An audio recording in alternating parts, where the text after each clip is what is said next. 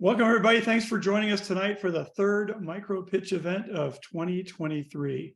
Big thank you to our host location, York County and Greater Williamsburg, which includes James City County and the city of Williamsburg, as well as the cities of Hampton, Newport News, and Pecoshin. Hey, Tim, what's up for tonight? Yeah, thanks, Gary. In less than 2 hours, we're going to know who the third group of pitchers are that are going to advance to the championship pitch event that's going to be held on November 8th.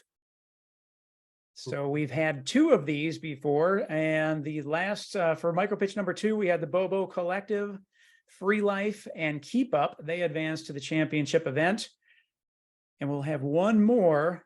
So after all 4 micro pitches, we'll have the top 12 pitchers that are going to represent the top 12 founders of the year. So I'm excited about it for tonight, but each micro pitch is the same. And here's the format. We have 10 founders that are pitching tonight, and then the top 3 that once we find that out, they will advance to November. So what you're watching tonight is the third stop of the year. Gary, before we get started, let's go over some of the rules. Yep, thanks, Tim. We have a few requests. One, please refrain from using the group chat feature to make comments to everyone, especially while someone is pitching their business. It tends to be distracting to the pitcher and the rest of the audience. If you want to use a chat feature, we just ask you to go specifically to that person, and please don't chat with them while they're pitching. Just wait until they're before or afterwards. And basically, thanks in advance for honoring that request. Tends to make things go more smoothly. So as Tim mentioned, we have 10 pitchers tonight. Each pitcher has 3 minutes to pitch their business, and then that'll be followed by a Q&A with the judges. The way Q&A works is that all 3 judges will ask their question, one after the other, and then the pitcher will have 2 minutes to answer the questions that have been asked. So those of you who are pitching, please be sure you have a way to take notes as the judges ask their questions, and then don't start to answer any questions until all the judges have provided their questions. And one other thing, the 3 minutes starts when you start talking, and the 2 minutes for Q&A starts when you start to answer the questions. So we'll take care of that. You don't have to worry about jumping it, but just ask you to be prompt. Tim, we have 3 judges tonight. You want to introduce them? Yeah, we sure do. And we first up, we have Hunter Walsh, who's joining us from 757 Startup Studios / 757 Collab. Thank you for your time, Hunter. And we also have Marty Kazabowski, a returning judge, longtime member of the entrepreneurial community here in Hampton Roads, representing the Virginia ICAP program, as well as William McFeet, also a returning judge, also from the Virginia ICAP program. And the reason for that we have the judges, it's purpose. It's all on purpose. We want to make sure that you all, this is your on-ramp into the entrepreneurial ecosystem. So we're paving the way for you and your future. So the way it works, this is how it works every micro pitch. For those that advance, they love the judges. For those that don't, it's the judge's fault. Not the case. We screen these judges thoroughly. They know everything that they need to know when it comes to this stuff. So thank you all for your time and volunteering here at Star Peninsula. The way that it's going to work tonight, we will have the first 5 pitchers pitch, and then we'll take a little bit of a break so that the judges, if they need to go grab a snack or do whatever they have to do, they can do that. So once we're back from the break, the final 5 pitchers will then pitch. Once they're all 10 pitchers have pitched, the judges are going to go into a deliberation room. They're going to leave. They're going to battle it out, figure out who that top 3 is.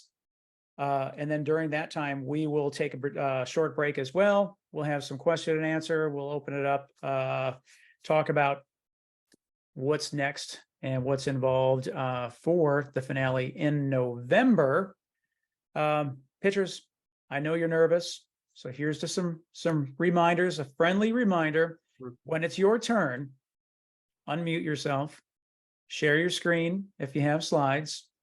Once your pitch is done, stop sharing your screen, and the judges are going to ask their questions.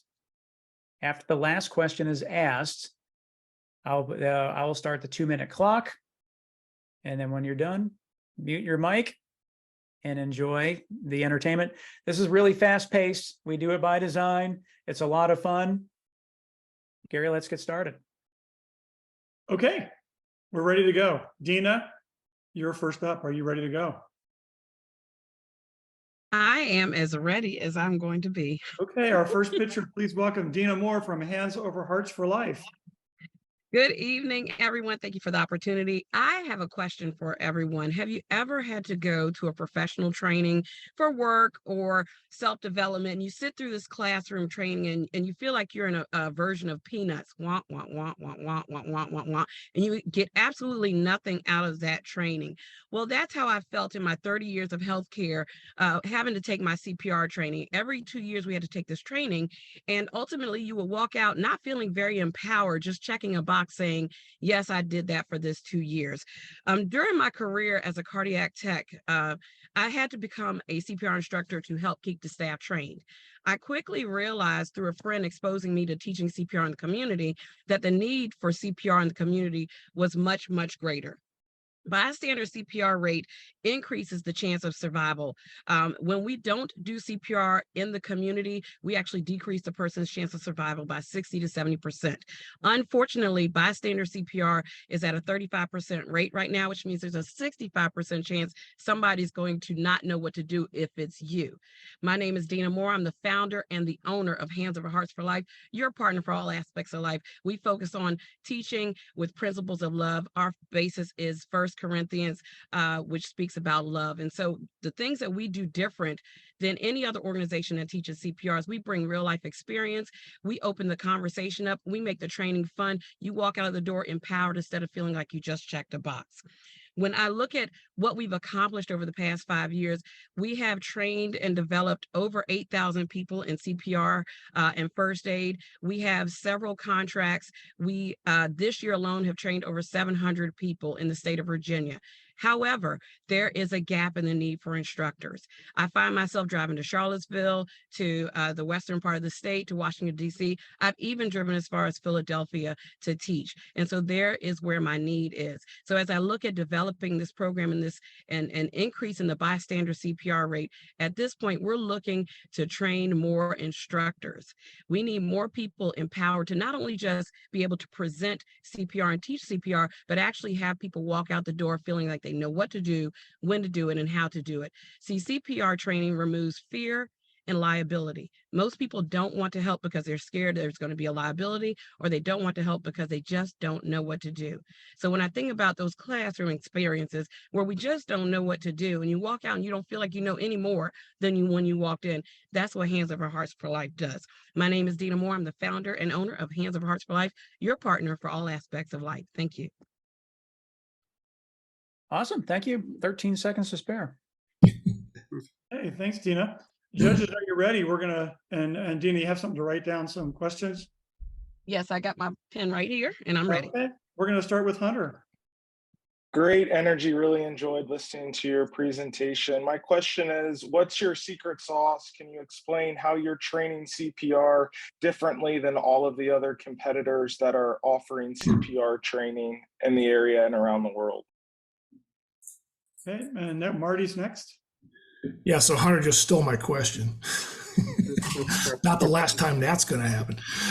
No, my second one is who pays for this? I mean, why? Who help me through the how the money works? Who pays? You know, why somebody would want this to be part of their expenses? And William.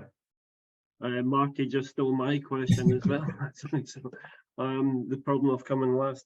Yeah, a very nice presentation, Deena. Thank you. Thank you. Maybe you could just talk us through how you would see this scaling, how you be able to scale your business.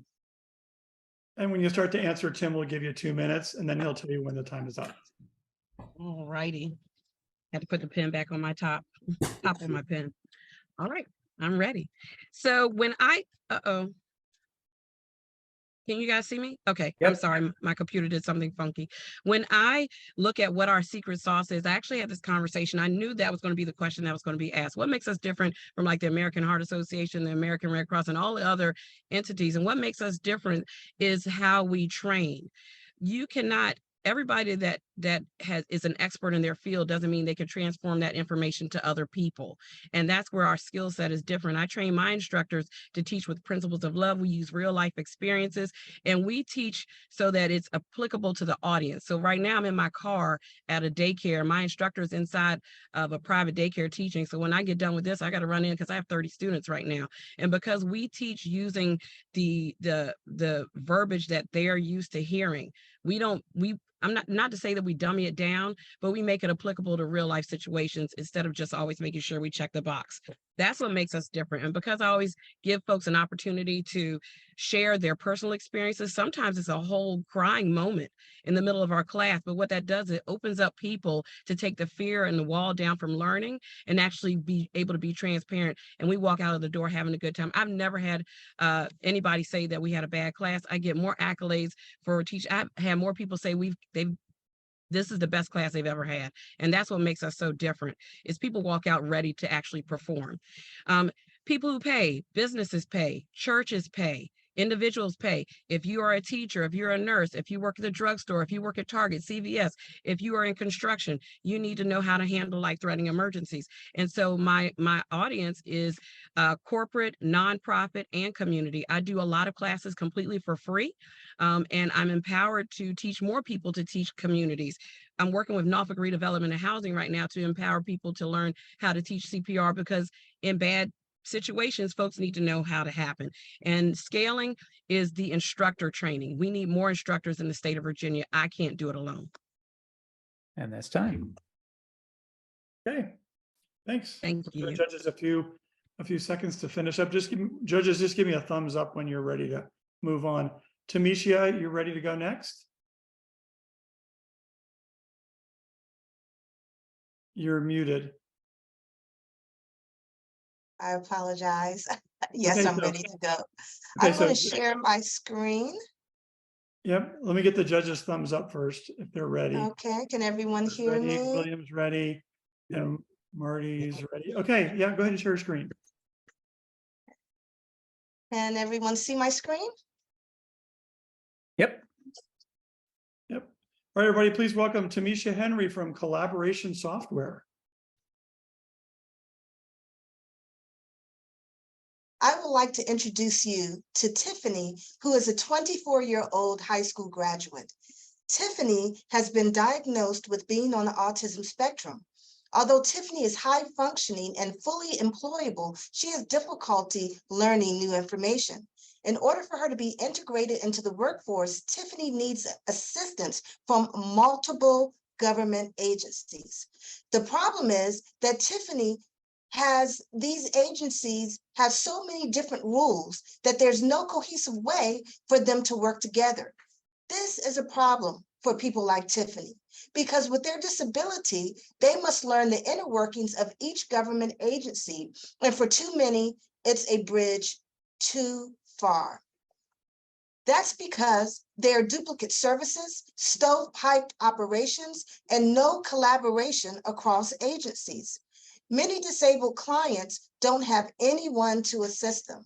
So some become reliant on government benefits instead of reaching their full potential of financial independence. I know these hardships way too well because my daughter is on the autism spectrum. I live with this hardship every day with no end in sight, not only as a parent, but as a social worker. My name is Tamishia Henry, co-founder of Good Steward Business and Benefits Consulting, LLC. I am developing the solution that will help people like Tiffany become financially independent and contribute to society versus relying on it. I am proud to introduce you to Collab, Set, Go. With my solution, it connects different government agencies that work with the disadvantaged population to streamline communication and processes on a single dashboard. This is our MVP that is currently in development at this time. The idea is similar to a medical portal. It's a one-stop shop for government agencies to communicate and for clients to address anything that needs to be done at a click of a button. We will simplify processes, increase agency and family collaboration. As a social worker for over 20 years of experience, my expert team has developed the solution. How big is this problem? The government is spending over $3 trillion on human services a year. The government is wasting $150 billion in this industry alone.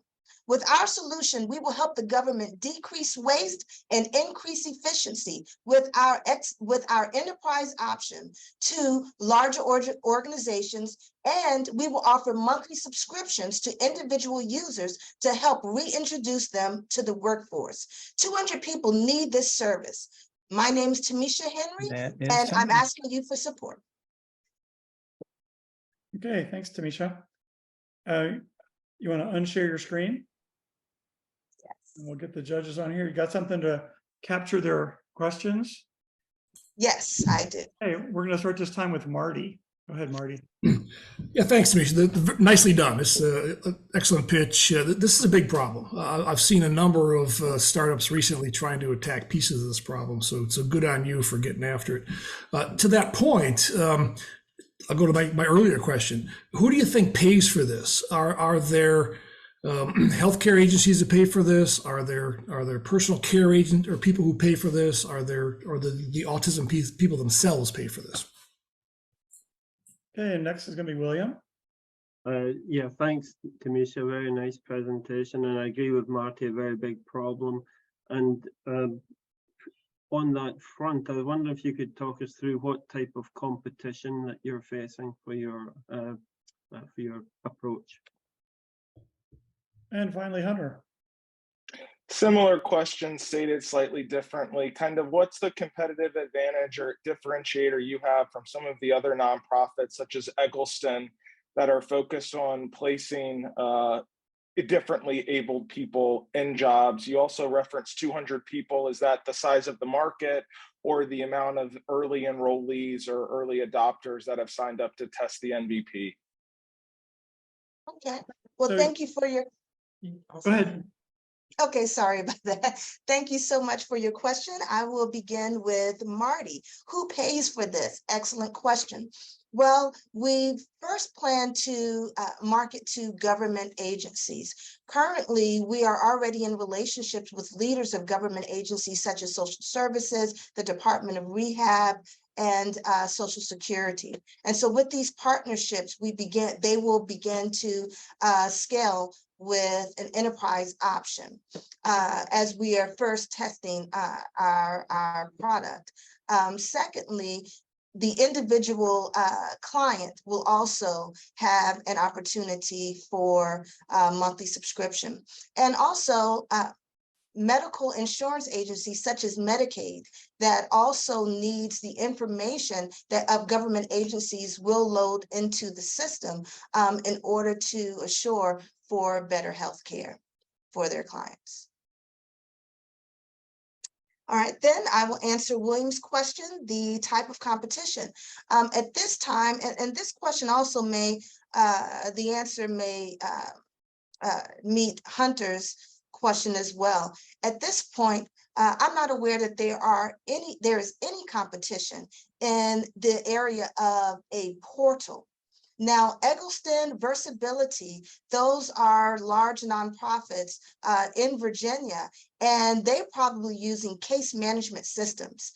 Collapse at Go can be a case management system as well, but what Eggleston and Versability do not have the ability to do is with one system, connect with the government agencies that refer their clients, as well as employers that hire their clients. And so for an employer to communicate with for the disabled client, they have to know who at Eggleston to call. There's not a one-stop place to gain the information and quickly communicate the needs. And that's time. Okay, thanks, Tamishia. Thank you. Judges, give me a thumbs up. Next speaker is going to be Johnny. Are you ready, Johnny? Yes, I'm ready. Can you hear me? Don't Great. start yet. Don't share your screen yet. Just want to make sure. Mhm. I got Marty's a go. Yep. Williams a go. Hunter's a go. Okay, you can go ahead and share your screen. Everybody, please welcome Johnnie Stewart from StewTech.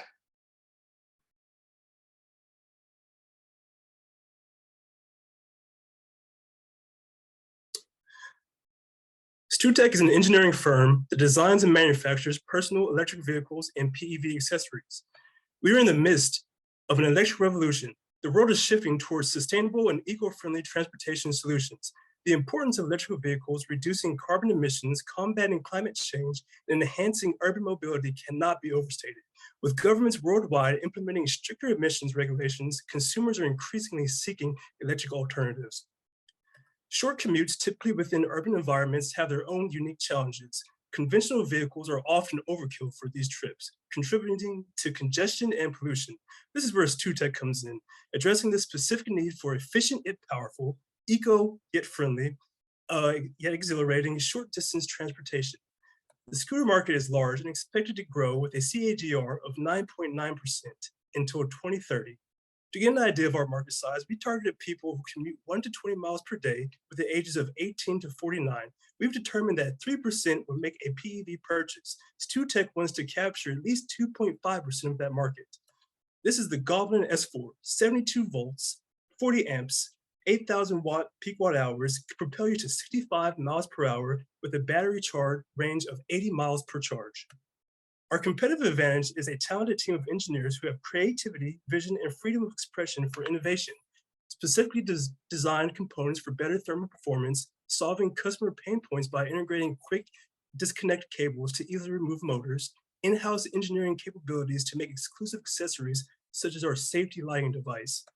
Our all-star team includes a high-achieving electrical engineer that works with Jefferson Labs, a mechanical engineer with experience in biomedical research and development who specializes in rapid prototyping, a successful business owner an executive who's brought their company to 2.5 million in 4 years, and a wizard in software engineering who develops programs and algorithms for the biomedical industry. We spent the year creating our business entity, doing extensive market research, testing PEVs, and listening to our customers' pain points. We passively did over $14,000 in sales without any marketing. Our business strategy is to manufacture and distribute to other dealers, direct sales to customers, PEV repairs, and monetizing information content online. Our growth comes from designing accessories not only for our brand, but for all PEVs, designing software for connectivity, for example, the PEV highway, offering battery insurance, introducing new models and types such as e-bikes. We would like to also expand our physical location for PEV repairs and warranty claims. StewTech is at the forefront of the personal electric vehicle revolution. StewTech's expansion strategy positions us for success in an evolving transportation landscape. Join us in driving change towards improved urban mobility with StewTech. Thank you. 6 seconds to spare. Well done. Thank you. I'm going to go ahead and unshare your screen and we'll get the judges to give you some questions. You have something to capture the questions? Yes. Okay, and we're going to start this time with William. Yeah, very nice, Johnny. You actually addressed some of my questions before before you got to the end of the talk. So I think I'd just like to hear a bit more about competition and related to that IP, intellectual property. And next, Hunter. Similar to William, great presentation, lots of information. I was a little bit confused. You referenced renting earlier and then you're manufacturing. So it seems like you're doing a lot of things. If you could maybe clarify that, that would be helpful. And then also you mentioned revenue. Where is that revenue coming from? And Yeah, some other similar questions I wanted to ask about IP, so definitely focus on that. I guess the question is, you're talking about personal transportation, but I got to believe 90% of these things out in the market already are fleet transportation. So what's the play? Why focus on individuals rather than fleets? Okay, so you have 2 minutes to respond to those questions, and Tim will let you know when your time's up. Yeah, so to answer the first question, the competition, most of these are developed overseas. So there are no American companies developing these personal electric vehicles, except for 2 brands. So we want to be able to design and manufacture everything in the house, and that's what gives us our competitive edge. Also, with my experience in my previous position in writing intellectual property and writing patents, we do have provisional patents along with some of the designs that we're creating. To answer the second question, renting versus manufacturing, to clarify that, we're not a rental company or a fleet company. We are purely a firm that makes these scooters and has these for personal transportation vehicles. So I think I'll answer that. Let's see what.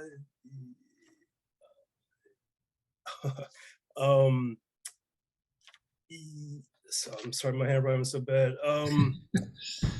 But the last question was, Well, yeah, so why do individuals have these opposed to renting these? Because you cannot rent a lime scooter everywhere. There's certain areas that are restricted for lime scooters, and this gives the purchaser an opportunity to take this vehicle with them. That's the beauty of an electric scooter. You kind of fold this and store it in the back of your car, take it to a different location, like, to see the mountains or, see the ocean. And that's kind of limited to a fleet vehicle. And they're not always available in every location. So, and some of them have a geographical or GPS blockers to kind of prevent you to ride in those in certain areas. So this kind of gives you the freedom to have it doesn't replace your standard car, but it's an option to be able to have something for a low distance commute back and forth to work or to the grocery store, so on and so forth. So I hope that answered everyone's question. Sorry about that.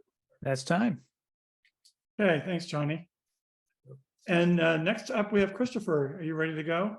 Once I get a Yes, I thumbs am. up from the judges, then we'll give you the go ahead. Got it. Okay, from Marty. And okay, everybody's ready. So Kristopher, you go ahead and share your screen and the floor is yours.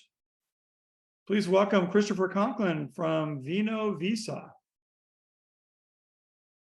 Okay, savor the journey. Vino Visa's passport to extraordinary wineries.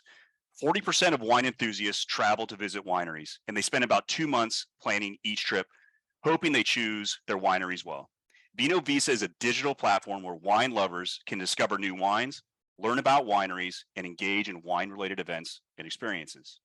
Meet Taylor and Alex. For wine enthusiasts like them, there's nothing like a wine tour getaway. But planning a wine tour, it can be a lot of work. You have to research the wineries, you have to find the best deals, you have to make reservations. Imagine going through all that planning, having a great time on your wine tour, tasting 50 wines over 4 days, and by the end of the trip, you can't remember which wines you love the most. Introducing Vino Visa, the wine app that makes your wine tourism experience complete. With Vino Visa, you can find your perfect winery, read and leave reviews and ratings, plan your itinerary, book your reservations, and track your favorite wines via the digital wine passport. Thanks to Vino Visa, Taylor and Alex can easily plan and share their wine tour experience and get back to raising a glass with their friends. Sip, share, socialize. What's in it for wineries? John and Mary run a small winery and they hope to pass it on to their grandson. But marketing, it's a challenge, and they don't have the budget to hire a firm. John heard about Vino Visa, the app that makes it easy for wine lovers to find and learn about wineries. Vino Visa had a strong user base, and it offered a variety of features that could help promote their wines and events. They created a winery profile on Vino Visa, including their wines, events, and photos. Soon they were getting more visitors and into their tasting room and their website, and selling more wines and club memberships. John and Mary are now confident that they can continue to grow their business with the help of Vino Visa. The Virginia wine industry injects a staggering $1.7 billion annually into the state's economy. The North American wine industry generated $276 billion in economic activity in 2022. Vino Visa has multiple revenue streams, including winery subscriptions, ad space, partnerships, premium consumer subscriptions, data licensing, and e-commerce. Vino Visa's winery subscription allows wineries to list their wines, events, promotions, and photos within the app. The initial offering is planned for $1,200 per year to introduce wineries to the service, with renewal pricing based on the number of wines in each winery's portfolio. Version 1 app development costs are expected to be $100,000. We have some early mock-ups of the user interface for you. Vino Visa is poised to redefine the way wine enthusiasts interact with wineries, offering a comprehensive platform that caters to all their needs with its user-friendly interface, rich features. It's set to become an indispensable tool for anyone passionate about wine. Our team invites you to savor the journey with Vino Visa's passport to extraordinary wineries. That's time. Okay. Thanks, Chris. Judges, are you ready? Please, Chris, unshare your screen. And we're going to start this time with Hunter. Really good presentation, Chris. You know, it's good when I'm having a hard time coming up with questions. I use Untapped, similar, it sounds like, to the craft beer enthusiasts. My question for you, while I conceal it from Marty and William, what customer discovery have you done to quantify what pain points and problems you're solving for? And Marty's next. Yeah, he stole my question. I'm going to ask sort of the fundamental one, and I always ask this at least one time during one of these things. Why doesn't this already exist? And William. Yeah, Hunter took my question to Rhyne. I guess maybe I'm going to challenge a little bit and say, why is this any better than just Googling and having a pen and paper? Okay, so you got those questions, and when you start answering, Tim will give you 2 minutes.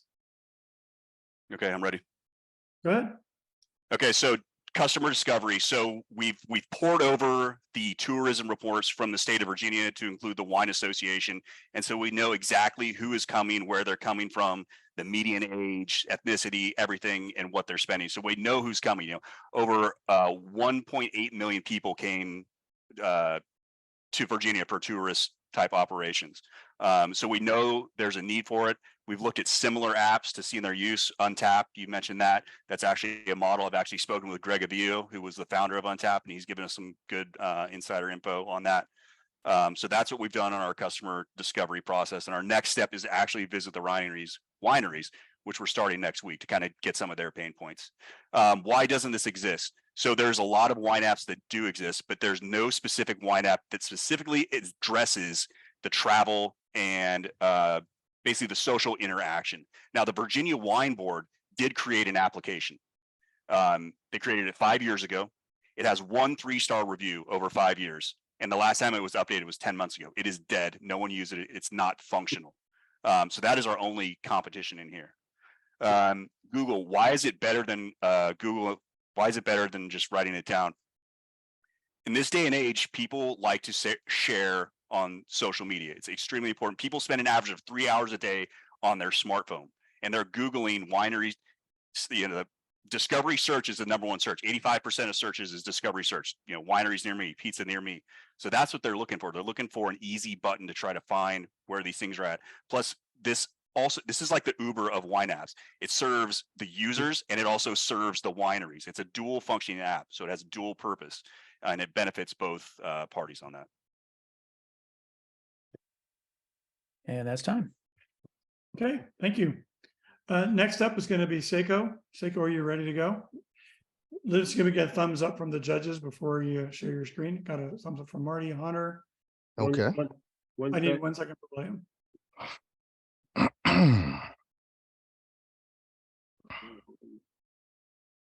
Okay, thank you.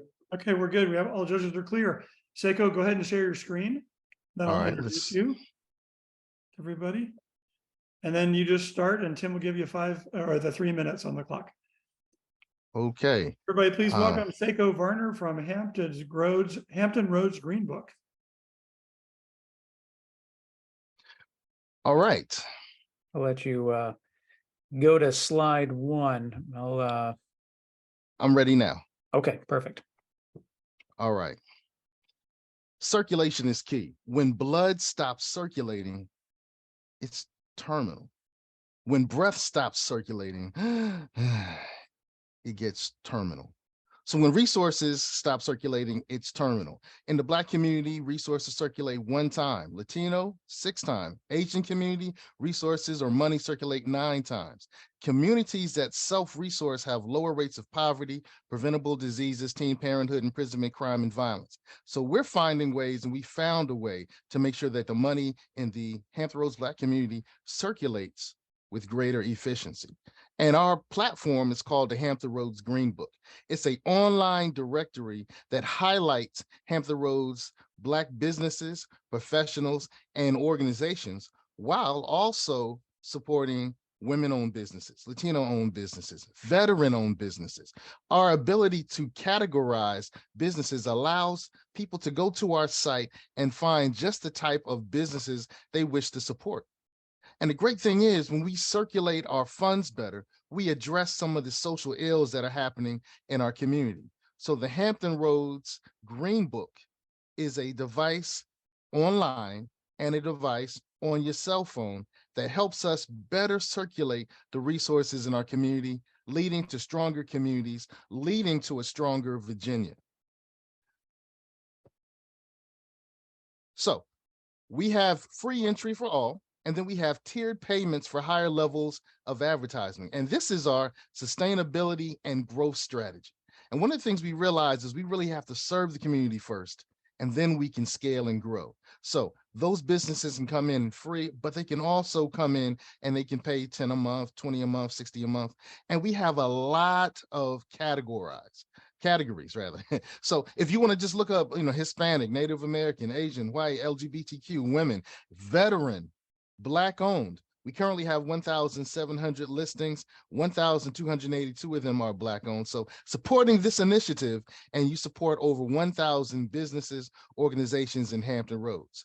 What we need additional Black, veteran, women, and Latinx businesses, professionals, and organizations to get one of the free listings. And then we're looking for a powered by supporter. And that powered by supporter will come in at a price of $10K, which will help us really scale and promote this throughout all of Hampton Roads so that we can all benefit. Our monies will circulate, our resources will circulate, and then the disparities that we're finding will slowly start moving away. So circulation is key. And our strategy is the Hampton Roads Greenbook, currently hrgreenbook.com. And next week on your Apple and your Android device. So look for hrgreenbook.com. And once again, we're looking for additional Black, veteran, women, and Latinx businesses. Okay, thank you.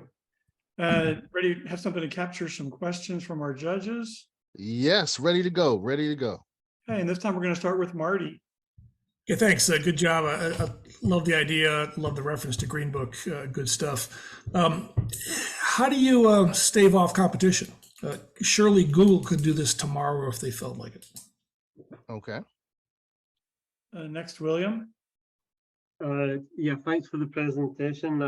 My question is that I wasn't completely clear if you already have any sales in this or any take up of your product. So if you could just clarify, that would be great. Okay. And Hunter. So it sounds like that you have a website and are launching an app that this really works if you're able to drive traffic to your site so they can find the businesses that you're promoting. So can you speak to the unique visitors or the visits to your website that you have thus far, whatever information you may have? And Tim will give you 2 minutes when you start talking. All right, great. Well, staving off the competition. Well, yeah, AI and Google can do something similar, but it won't be as robust. It won't be as tailored. And the truth is, they're not going to find all of the businesses that we find. Some of these businesses are just on social media, and they're not necessarily going to show up in Google's algorithm or Google searches. And AI just doesn't have all the data just yet. So we're staving off competition because we've done the hard work. We've put a lot of these businesses in ourselves. We found them, some on the streets, some online, some through networking events. So we found some that the computers, the robots haven't found. Current sales, we launch at the end of this month. So we, this is pre-launch. So we don't have any sales at this point, but we're glad that we have 1,700 listings that you can go to right now and get some great resources for any of the businesses, organizations, or professional needs that you may have. And unique visitors, once again, we're pre-launch. So at the end of this month, we go live, and we're going to help Hampton Roads by making sure that the resources better circulate. Hopefully I answered your questions. Thank you. All right. Okay. All right, thanks. Judges, go ahead and mark your sheets. And I currently have 6:41. So let's take a break. Take a break until 6:50. So you have 9 minutes. And then we'll see you back here. And first up is Sanele. And we'll be ready to go. See you all in 9 minutes.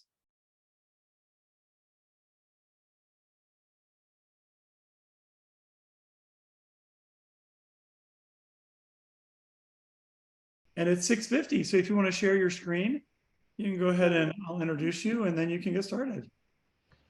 Okay.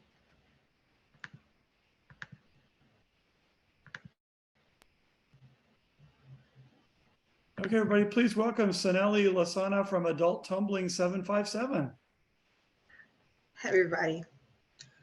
Wake up, get ready, grab your coffee, head to work, sit through a string of meetings, head home, dinner, maybe even a Netflix show, sleep, repeat. This is a typical day of the average American. Doesn't sound like a lot of room for play, does it? Hi, I'm Sanele Lasana, exercise science specialist, tumbling instruction expert, and founder and CEO of Adult Tumbling 757. We help working adults find joy in their lives by fueling their inner child that still wants to play. Today, we are the only pop-up tumbling program in the US exclusively for adults. Recent studies show the average adult experiences 131 days of boredom a year. 73% of adults still miss aspects of their childhood, such as time with friends and less responsibility. We solve this problem by offering our customers and community fitness, friends, and fun. Our product offerings include pop-up style tumbling and fitness classes in which we partner with local gymnastics, cheerleading, and dance facilities in the area to host. We also offer branded merchandise such as clothing, activewear, and home ec, which we use drop shipping to produce and distribute to our customers. Our customers range from ages 25 to 45 and consist of former athletes, fitness enthusiasts, and fun lovers who are always looking for something new to try. According to the IBIS World Report, the fitness industry generated $30.8 billion in 2022. The rising cost of healthcare and the effects of COVID-19 continue to drive growth in this industry. To date, Adult Tumbling 757 has been very successful in this industry, hosting over 200 classes in the Hampton Roads area, selling over 900 class tickets, with 86% of classes completely selling out within 24 hours of ticket sales. We've even had people travel over 2 hours from Richmond, Virginia and North Carolina to attend our class experience. We reach our customers with a strategic marketing plan. We partner with strategic partners such as gyms, as well as local brands, use a robust email list. We also use social media platforms, mainly such as TikTok and Instagram, and we have a strong network with business accelerators and incubators in the area. So what's next for Adult Tumbling 757? Next, we would like to tackle the digital space of fitness. We would like to launch our first digital product as well as host our first virtual class series. This will allow us to make our business model a lot more scalable and reach people outside of the Hampton Roads area. We would also like to move into the corporate space with corporate partnerships, hosting things like corporate fun days and wellness days, as well as launch a US class tour and begin selling at home tumbling. And that is time. I'm sorry. Okay, thanks. Please unshare your screen and grab something to capture some questions. And we'll start with William. Hi, Sanele. That was very interesting. Thank you. It kind of made, I'm older than your age range, so I was a little bit scared by some of taking on some of these events. You answered some of my questions. The question I guess I'd like to ask you is that I was just a little bit confused at the end when you were talking about expanding into at-home activities or corporate activities, and matching that with the age range that you had mentioned, which was, I think, 25 to 45, and in some of the corporate things, that would be a much older age range. So maybe you could just talk us through that a little bit more after the other questions. Okay, next, Hunter. How many calories do you burn in a typical class, and why would you just not want to continue to expand the classes in the model that seems like it's working well, as opposed to some of the ideas that William just mentioned? And Marty. Yeah, I'm sort of curious where William was headed to, but a little expanded. Talk to me about customer segmentation. Are most of your targets people who have done gymnastics in the past, or are they 63-year-old aging basketball players who now want to get out and start jumping around? Okay, so when you have 2 minutes to answer the questions, and Tim will start the clock when you start answering. Okay, I'm gonna start with Marty.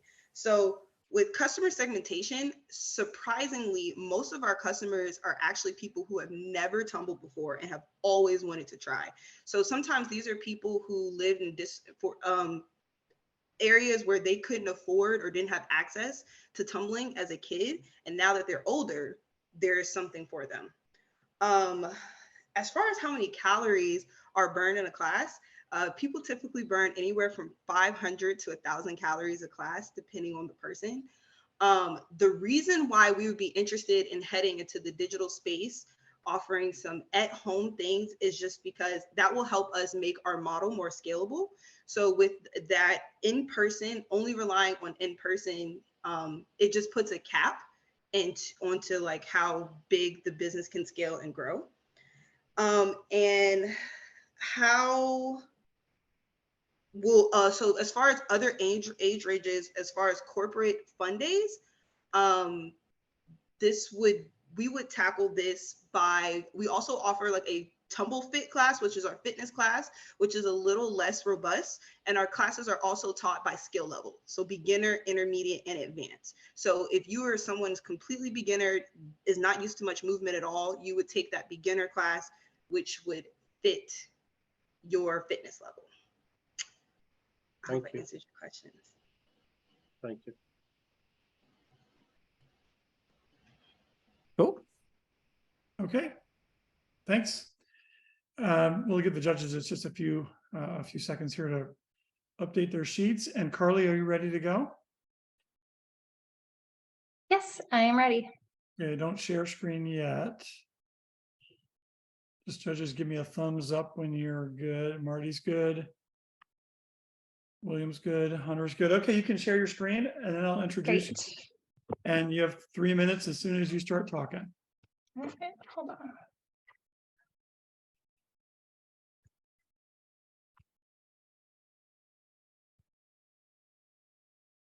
Hey, everybody, please welcome Carly Rhyne from Ellipticraft.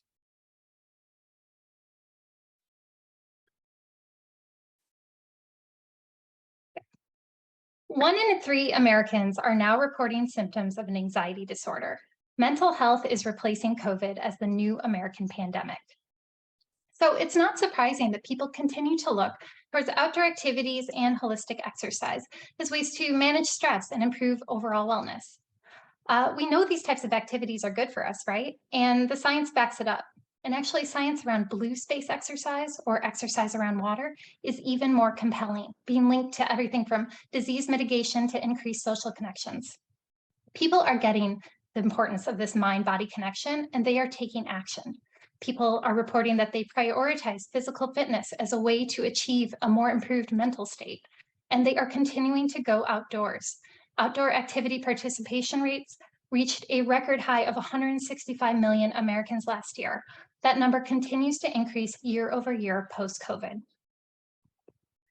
So at Ellipticraft, we make a total health product for your body and mind. It is a personal watercraft that's powered by elliptical motion. So as you move your arms and your legs together, you have the sensation that you are literally running across the water. It is an immersive, empowering, and in the best way possible for you, addictive experience. Other key features of this product are its stability. You don't have to worry about falling in or getting wet.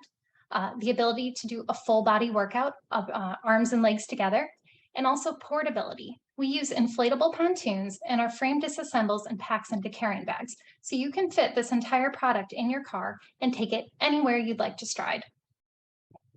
There are other products out there that provide a blue space workout, but none have our unique combination of enabling that full upper and lower body workout together while being stable and while being portable. So my name's Rhyne, and I'm the co-founder of Ellipticraft. I am a certified eco tour guide, and prior to starting this company, I was in public health. So I see this as the next chapter for me in helping people to get well. Looking at the outdoor recreation market, it's enormous at over $450 billion. That's more than $9 billion in economic output in Virginia alone. We also know there are 30 million active paddle sport participants in the US, and they drive nearly $3 billion annually in hard equipment sales. Figure out where we fit into this market, we've done customer discovery, interviews, surveys, user testing, and we displayed the product at the Chantilly Boat Show last spring. We found our target demographic is women, active women, aged 40 to 65. What they love most about this product seems to be its stability. They don't want to get wet. I get it. And time over time, this has just been our most enthusiastic user group. And so it's who we plan on targeting in our early marketing and sales activities. So my name's Rhyne. My company's Ellipticraft. Thank you so much for your time today, and I'd be happy to take your questions. That's time. Thanks, Carly. Can you unshare your screen and grab something to capture some questions? And we're going to start with Hunter this time. Really intriguing idea and product there. I have some stand-up paddle boards that I seldom use, so that's my question to you. Do you have any data in terms of the usage and ultimately, like, if the product actually works as you're saying that it does? And next, Marty. I've got about 12 questions. I'll only ask one. Intellectual property. What do you have here that would cause the Chinese not to just re-engineer this one? And William. Hi, I thought this was a really clever idea, so congratulations on that. Marty did steal my question, but I'm interested to hear more why you're focusing on women when this clearly seems a product to me that would be of interest to either sex. And so why the focus on women? Okay, so you have 2 minutes to answer those questions, and Tim will let you know when 2 minutes is up. Great. Hunter, to your question, does it work? We are what we would call an advanced prototype right now. So we've tested it extensively, and we've had folks on the water. And so, as far as the data we can get right now is that people like it, they respond well to it. And it seems to appeal to people that we've met out stand-up paddleboarding out the water, say, hey, I would like trying this as well. Doesn't mean that they'll necessarily never go paddleboarding again, but they're interested in it because it is a little different. It enables some different things. Marty, as far as the IP, we do have a utility patent that was granted about a year ago, and we've registered our trademark for our name. I think there are some additional patents and design patents we could pursue, maybe down the road with, honestly, additional funding. And I guess, William, why women? We were actually surprised about that ourselves when we first developed this. But again, it's just the customer discovery we've done. They just are the most enthusiastic.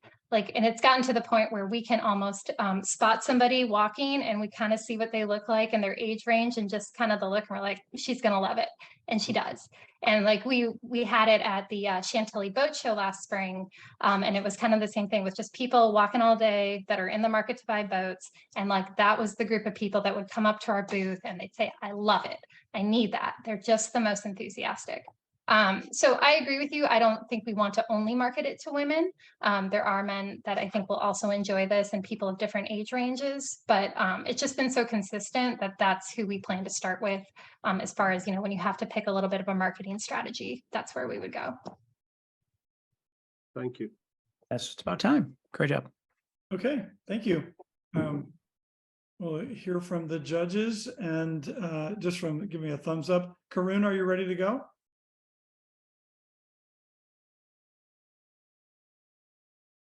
Karun? Yes, you're I ready to go? am. Sorry. Okay, yeah, we'll just get a thumbs up from the judges and then you could go ahead and share your screen now.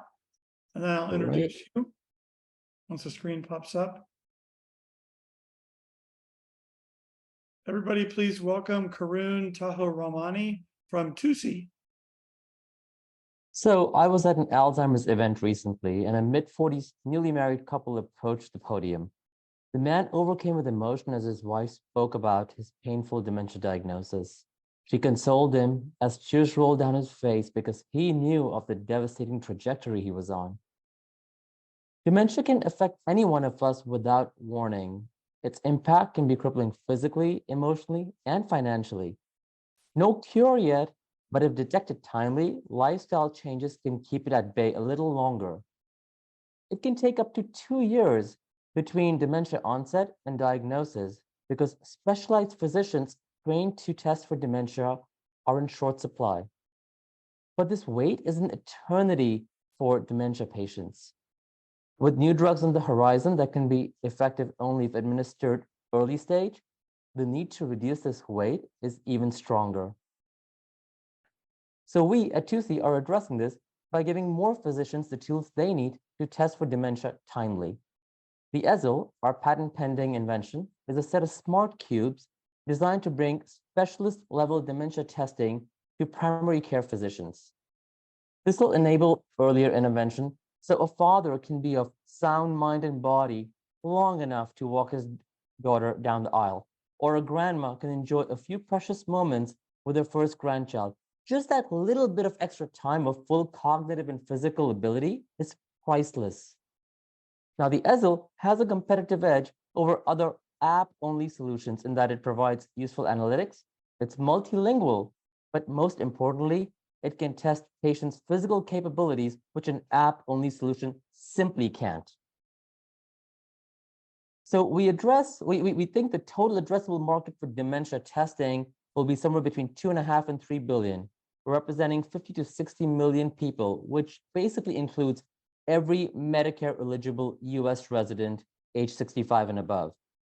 The low end of the range adjusts for people already with dementia or those who don't keep up with their medical care. Here's a glimpse into our team. Frankly, it's our competitive advantage. We're all entrepreneurs with experience in startups, hardware and software technology, medicine, and research.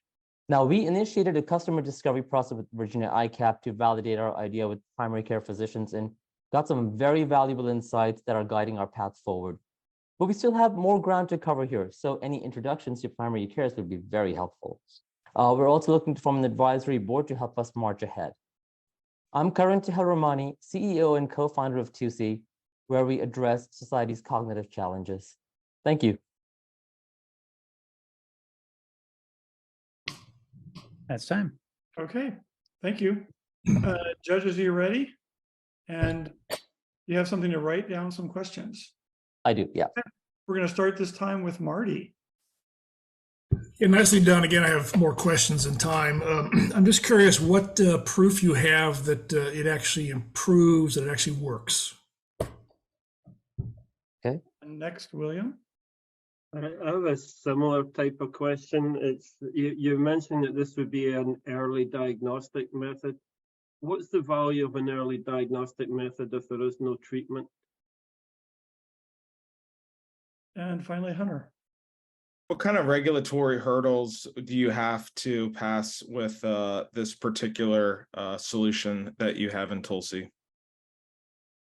Excellent. Thank you for all the questions. So let's start with Marty's question on what proof we have that it works. Well, we know that existing paper-based tests are very helpful in in sort of giving physicians an idea of whether somebody's going down the path of dementia or not. Now we know we can replicate those paper-based tests, but we will have to go through a clinical study of some sort to show that the results from the ESL platform are just as accurate as what we see in the paper-based format.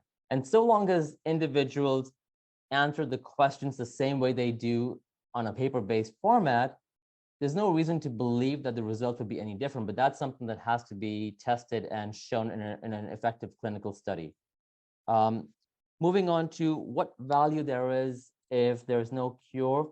Well, the value is to the patient who wants just an extra few months to a year or two to experience that quality life with his or her family and be able to remember some very critical emotional moments while they're with the program in full mind and body. The value is when new drugs come out that can make a difference if administered early stage. Well, if dementia is diagnosed early on, you could take those drugs early on and actually get a better quality of life. Over to regulatory, we most likely will have to pursue an FDA approval. This is going to be a type 2 medical device, so we'll have to go through an FDA approval of some sort with some 510K pre-market notification. It's a whole process we have to follow with the FDA just because it's used as a diagnostic tool. And that's time. Okay, thank you. We'll give the judges just a few seconds to write down their, update their sheets. And next up is going to be Tim McDaniel. Tim, you ready? Yes, I'm ready. Can you hear me? Okay, don't share your screen yet. I got a thumbs up from William, Marty, and Hunter. Okay, you can share your screen, Tim. Hey, can you Please see me? welcome. Yep, it's good. Please welcome Tim McDaniel from ChangeGrower. Right. Mental health affects all of us. It doesn't discriminate. The large majority of people think that suicide can be prevented. I think about how many people suffer. Over 280 million people in the world suffer from depression. Anxiety is the most common mental health disorder in the US, with over 40 million people. The majority of Americans are feeling financially stressed and living paycheck to paycheck. Yet no one's going to come up to you and say that they're struggling. Instead, it's pull yourself up by your bootstraps, suck it up, get over it. So you feel alone, you feel flawed, like you have failed, like you don't belong, like you don't work hard enough. So people with financial stress are 20 times more likely to attempt suicide. Over 12 million adults in the US experience serious thoughts of suicide. The US Surgeon General declared loneliness as a public health epidemic. So average American works, 2-3 jobs to barely make ends meet. They come home to an overpriced place they're renting, and they don't know who to talk to because everyone's busy, or it's been too long since they talked, or everyone's on social media instead. And we're all still recovering from the collective trauma of COVID. And finding the right therapist can be hard with long wait lists, outdated contact information, incompatibility, etc. Over half of adults in the US with a mental illness don't receive treatment, over 28 million people. So ChangeGrower is a Christian company founded on mental health. We are creating audios and videos to help people calm down their central nervous system that is often disrupted through stress and trauma. And we're starting with prayers and meditations, and these will educate, inspire, uplift, and help people feel less alone, rewire their brains. My teammate Joey and I will be creating the initial content for our web app. We plan on having more people contribute to the platform as well.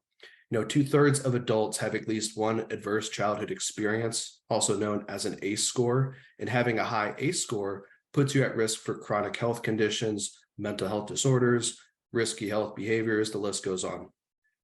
There's a journaling feature in the web app where you can rate your mood, and there are gamified badges to encourage people to use the app. And a meditation, prayer, and journaling all have various beneficial health effects. Hi, I'm Tim, and I was a bank teller for about 8 years. That was my initial customer discovery. So there are over 2 billion Christians in the world, estimated to reach close to 3 billion by 2050. America has the world's largest Christian population with 203 million Christians. So although we contain Christian content, we're targeting anyone who is stressed and suffering.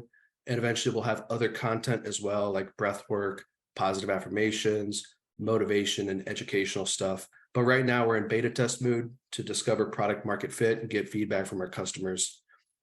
We plan to sell this app as a subscription for $5 a month. It's not too expensive. We could sell downloadable content on the app as well. And then we want to integrate with Plaid for financial tracking and other things like selling physical products and writing blog posts for our website. Thank you. It's time. Okay, thanks, Tim. You want to unshare your screen and grab something to take some questions down from the judges. Sure. And we're going to start this time with William. Hi, Tim. Thank you for that presentation. I wonder if you could please just talk a bit more about competition for your approach. Hunter, next. Great to see you, Tim. My question kind of, what's the progress that you made since the last time or the last 3 months or so to help move the needle in ChangeGrower? Mark.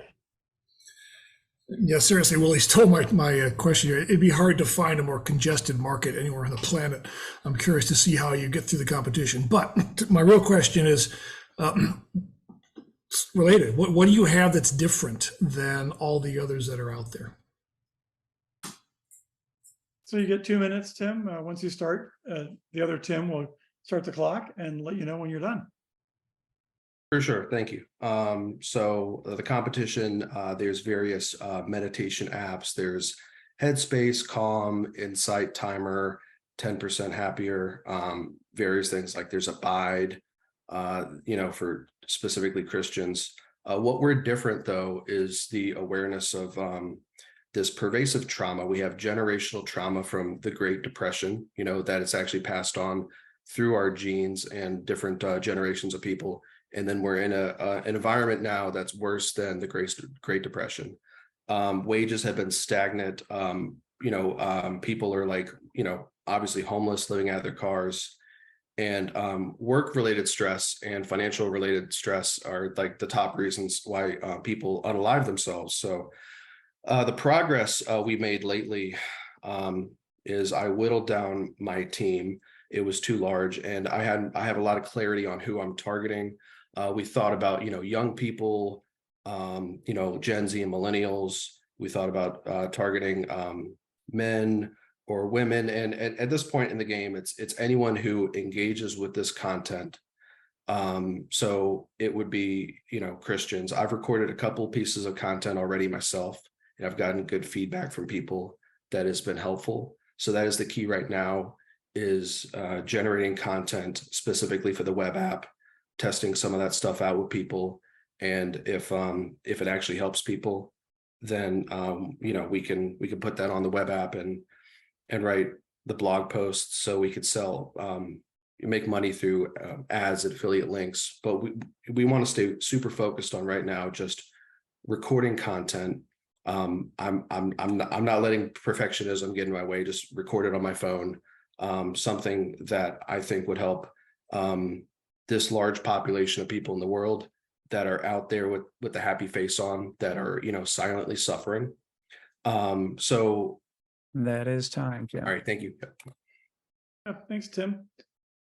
And our final pitcher is Matthew. Are you here, Matthew? Waiting for the judges to finish up. Got thumbs up, thumbs up, thumbs up. Okay, so we're ready for Matthew Lynch. Matthew, are you there?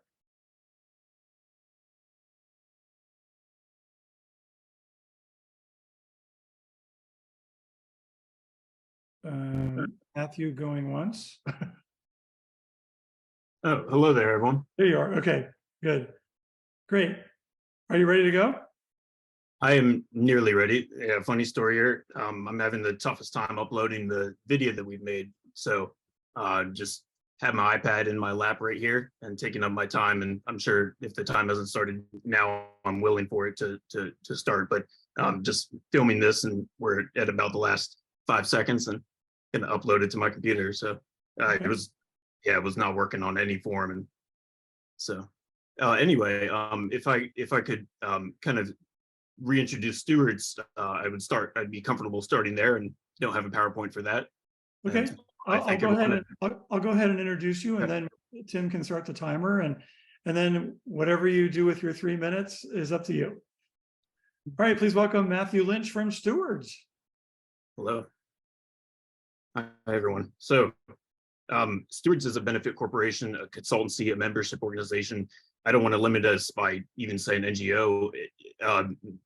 The potential for this is to be a seed savoring and sowing and relish that and relish proficiency in that. And I just want to make sure I get this uploaded, so bear with me. Here we go. We're focusing on faithful. We want to enter the billion-dollar fast food market, and we're real excited by this. So I'm just going to lean right into this. And here we go, show and finder and movie.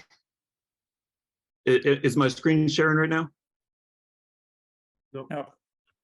Nope. Okay, here we go. I will say share screen and go to the movie. Okay. All right.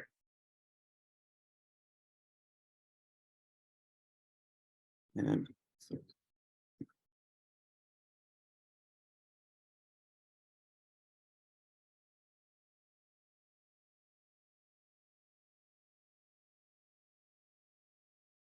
so we're the fast hello there, everyone.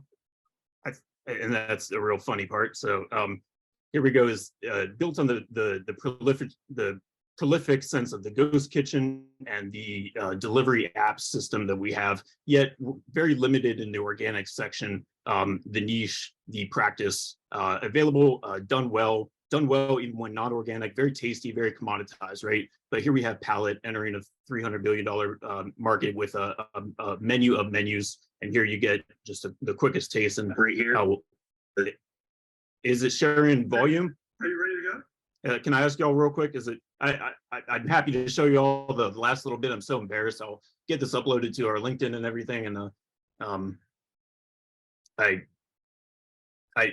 my question was, is it coming over with the audio? No. Oh, very good then. I'll let it play for nearly ready. Much Yeah, funny story here. I'm having the toughest time uploading the video that we've made. So just have my iPad in my lap right here and taking up my time. And I'm sure if the time hasn't started now, of course I could have done that. So.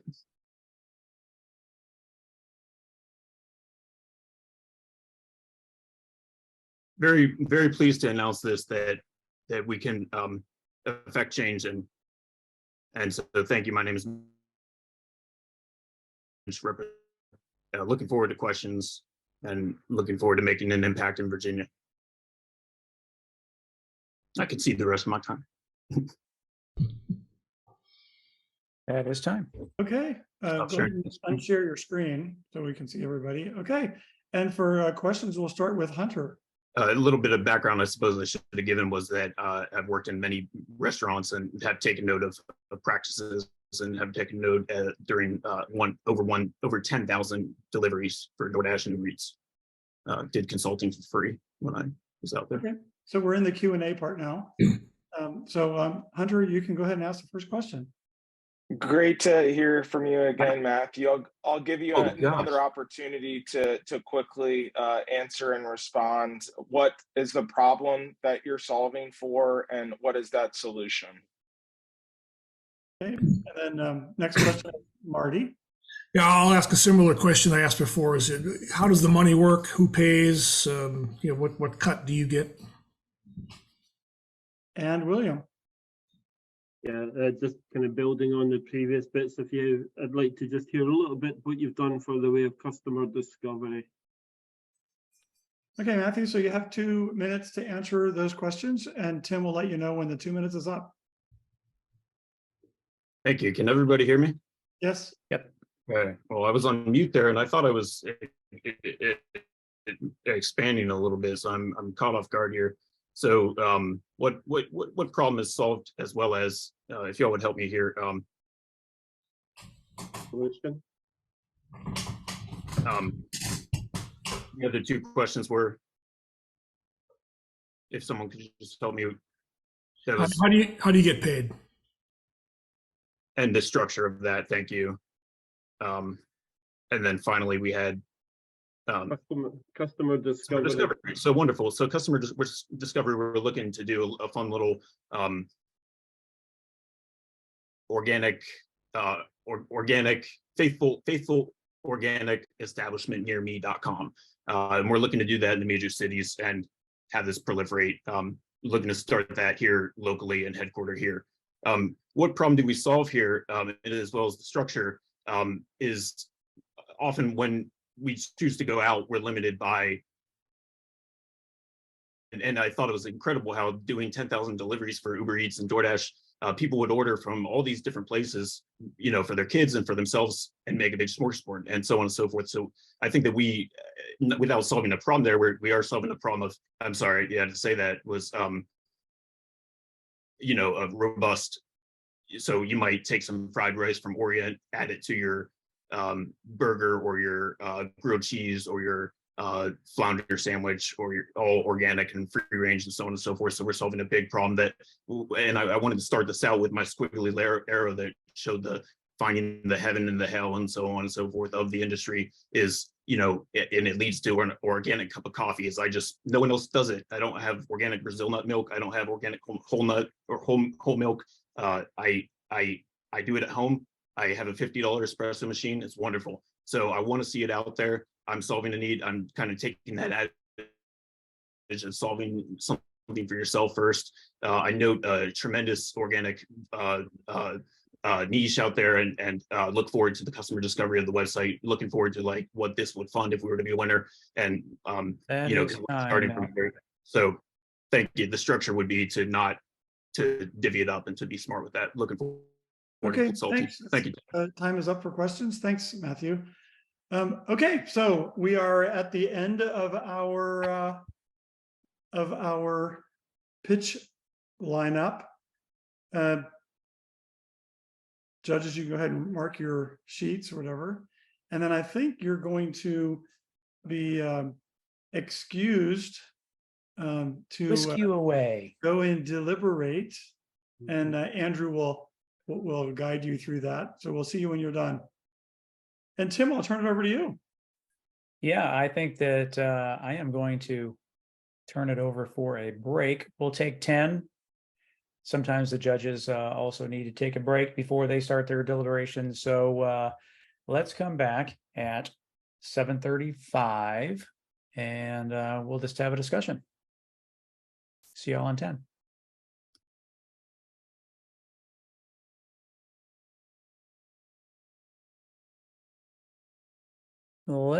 Before we jump into anything, I will share a couple announcements for you all. And so announcement one, so we will find out the 3 people in advance here when the judges are done. For those that finished 4th through 10th, yeah, this is not the end of the journey for anyone. It's a matter of you got to stick with everything, continue to sharpen your sword, dial everything in, and just keep going. And part of that key, part of continuing that journey is consider attending Pitch Perfect. The next Pitch Perfect is September 26th, I believe. Or yes, so Tuesday, September 26th. Yep. And so take advantage of that. Go to Pitch Perfect and then September 26th, and also look at and then register for the next Pitch Perfect. Or I'm sorry, the next micro pitch. The next micro pitch is going to be on October 11th. So we, Gary and I, we do the Pitch Perfect classes, and by design, they're always 2 weeks before the micro pitch event. So that gives you an opportunity to learn, gives you an opportunity to continue to work with Gary and I, so that you can seek feedback, and then we provide that feedback and you continue to improve. you all have applied and have been approved because you're here tonight. So there are pitch tickets available for micro pitch number 4. And for those 3, for the top 3 that go forward, this is an opportunity for you to continue your craft, do some customer discovery. I will send you an email with instructions in terms of what to expect next. We have a finals pitch perfect session just for that final event on October 25th. And that, rather than opening that up for for anyone that wants to attend, that is just for the 12 finalists. So October 25th at 6 o'clock in preparation for the final pitch event on November 8th. Last pitch perfect that we had almost 50 people register, and we had almost 30 people that participated. That was one of the funnest pitch perfects that we had. And yeah, in terms of the people tonight that pitched and those that went to pitch perfect, I mean, you can always tell that you all did really, really well. So good on you for putting forth that effort. It really, historically speaking, 7 of the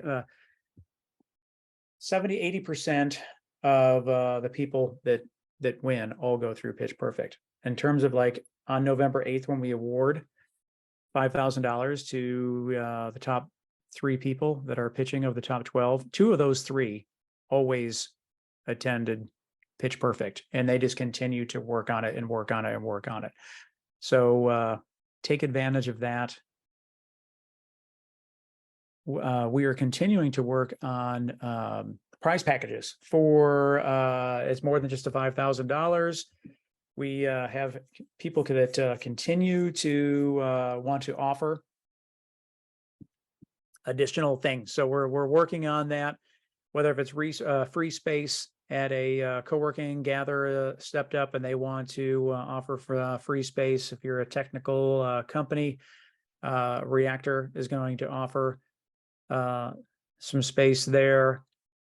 The chambers of commerce, typically, we're waiting for verification for them for free memberships for the winners there. And again, this is by design. You're integrated into the 757 ecosystem, so that when you're ready for those next steps, you can do that. And really have to recognize and thank the localities on the peninsula for funding this, because this would not be possible without them. Their support is it's awesome. And so York County, James City County, Williamsburg, Hampton, Newport News, Pocosin, they're the ones that make all this possible. And it's a lot of fun for me. And it's a lot of fun with Gary as well. So Gary, I appreciate you taking the time to do this. It's fun. Anything you want to add? Oh, no, I just find it to be enjoyable. As Tim says, going to all the pitch perfect things and seeing people work through that over the past 4 or 5 years we've been doing this, with I guess 3 or 4 years online. And it's just really cool to see everybody who continues to work on it just get better and better. It's a really rewarding thing. So what will happen? We'll continue to filibuster until the judges have gone through their exercise. Once the judges come back, we'll switch over into gallery view, and we will take a group photo so that we can capture that, and that will help us with our social media, press releases, and marketing for you all. It's a lot. One thing about doing this virtually, it's great in the sense of everybody's here. We don't have to worry about traffic. Most things, at most, we have to worry about an internet connection, audio connection, that kind of thing. But everything's pretty easy virtually. Pictures, on the other hand, a little more difficult. So we get the family, the Brady Bunch style photo, and that's about all we can really capture. So we will do that Gary, hold me to that before I forget, but we will do that before we announce any winners. And I have the magic names. Oh, wow. So we need to do our picture. I do not. So we'll wait. I do. Gosh. So let's do our names. All right. Let's do our picture. Yeah. I was hoping that we can get if Deena's going to allow herself to be seen.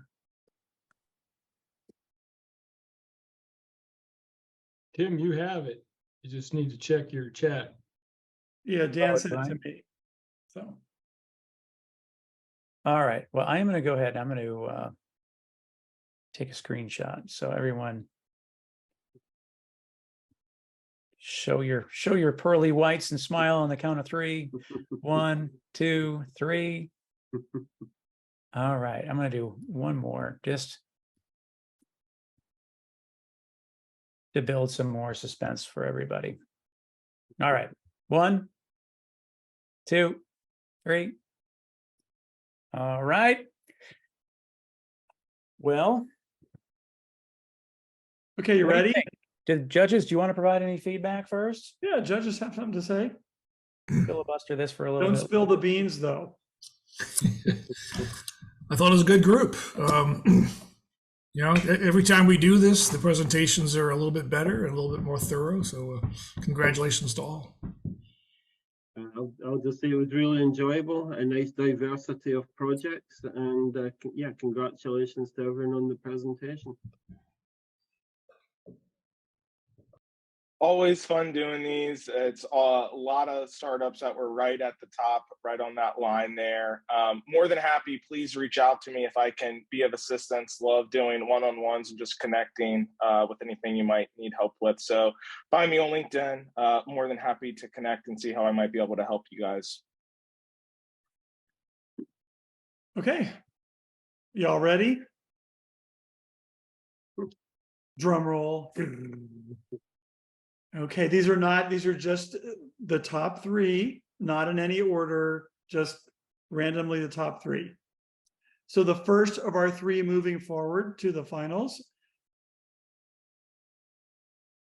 Johnnie Stewart of StewTech. Next, moving forward, Kristopher Conklin with Vino Visa. And our third winner from tonight, moving ahead, is Rhyne with Ellipticraft. Wow, congratulations to you all. Yeah, congratulations, everybody. Thank you so much. Yeah, congratulations. Expect an email from us. We will get instructions to you.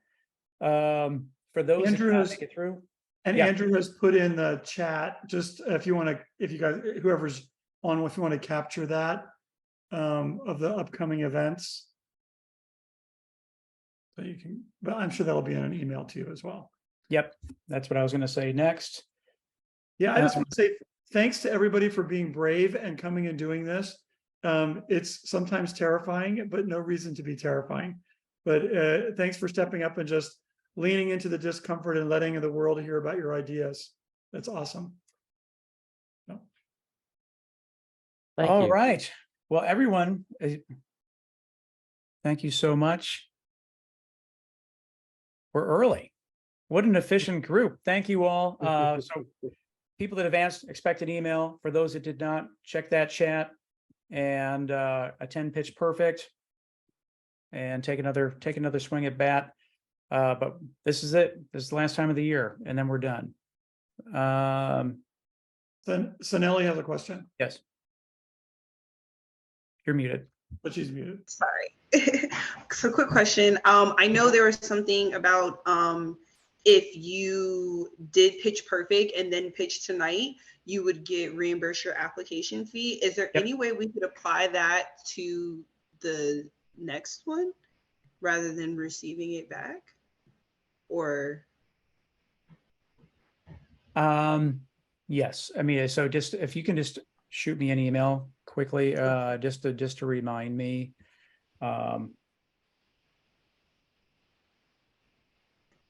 All right. And then- And yeah. oh, sorry, the second question. Will we be getting any like specific feedback from the judges on what we need to work on?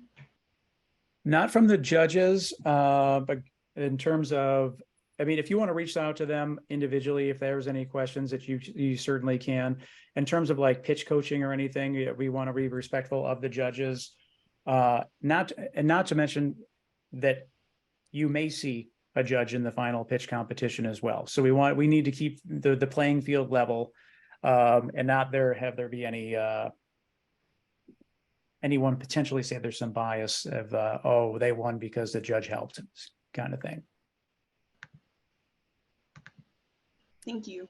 For everyone else, that will be one of the things that on my task items tomorrow is to reimburse everyone that attended Pitch Perfect, that pitched here tonight, because it is not about us. It's not a revenue line in our, it is just making sure that everybody showed up. So we had 10 people apply. 10 people showed up.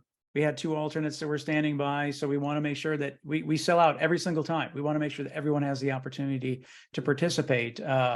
So that is the only reason. It's just a deposit. All right, judges, thank you so much for your time. To our sponsors. Thank you. York County, James City County, City of Williamsburg, Hampton, Newport News, and Poquoson. Thank you all. Dan, thank you for all of your effort behind the scenes, keeping the judges in line. Andrew, thank you for your behind the scenes. Andrew and I are the ones that are doing all the pushing, because some people need a little bit of a push to get to take that next step. So that's why we are relentless in terms of making sure that you step up and pitch. Gary, it is always a pleasure working with you. Thank you for your time. And we look forward to seeing you all at Pitch Perfect or at the next micro pitch and the championship pitch on November the 8th. Thank you all so much and have a good evening. Have a good night. Congrats to all the winners. Congratulations. Good night.